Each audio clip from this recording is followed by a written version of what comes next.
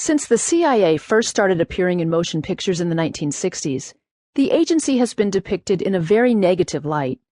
Indeed, Hollywood's most common constructions of Langley revolved around the image of the CIA as a rogue organization working outside effective oversight, as a malicious organization that betrays its own assets and officers, as possessing a strong predilection toward assassination, or as a buffoonish and hopelessly inept outfit. Given this cinematic history, it is understandable that the CIA wished to reverse its popular image by working with motion picture creators. But given its culture of secrecy, it did not actually embark on the public mission until the 1990s. During the early part of the 1990s, the CIA experienced a number of setbacks that finally demanded that it become more proactive in shaping its image at home.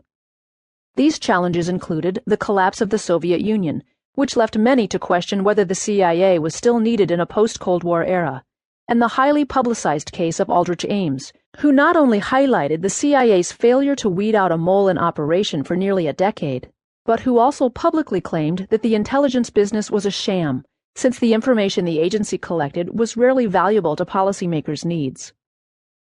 Accusations that government agencies had grown too secretive and thus prohibited citizens from gaining the information they needed to valuably participate in a democracy also played a role in the CIA's public affairs crisis during the 1990s.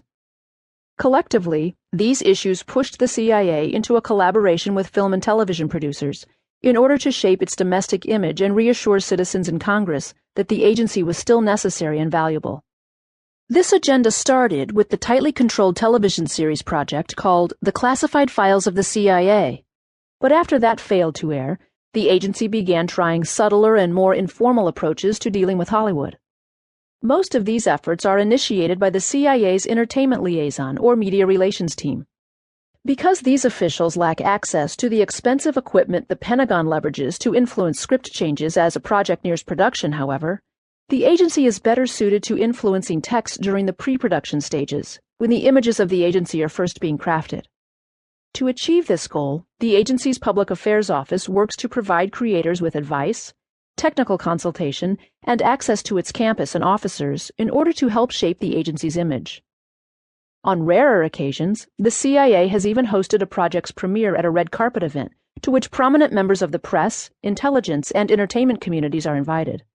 But the CIA will provide these services only for projects whose scripts it has reviewed in advance, and which depict the agency in a favorable light. Creators of works that the CIA believes will not generate a favorable image of Langley, aid in its recruitment efforts, increase understanding of the agency, or instill pride in its employees, are either asked to alter their depictions of the CIA or simply denied government assistance. This process of exerting government influence on Hollywood texts is not a heavy-handed approach to creating propaganda. Television and film creators are always free to refuse the CIA's demanded changes and are not at the mercy of formal CIA censorship. Nonetheless, the relationship between the CIA and Hollywood is troublesome for numerous reasons. For one, creators who are looking to enhance the authenticity of their texts by conducting research through CIA resources, or who are simply looking to film on the agency's premises, understand that in order to receive these services, they must depict the agency sympathetically. Thus, a type of self-censorship, motivated by financial and creative gains, rather than sheer ideological ones, plays a role in the shaping of motion picture content. Likewise, those seeking initial CIA consultation and advice are often treated to a whitewashed version of the agency, where valid criticisms are downplayed or even ignored. This is partially evidenced by the Entertainment Liaison's webpage, where the CIA offers up a host of possible storylines for screenwriters to explore, all of which are examples of CIA successes.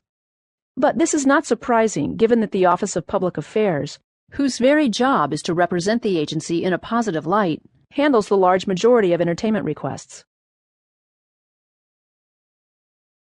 To keep listening to this audiobook for free, click the link in the description.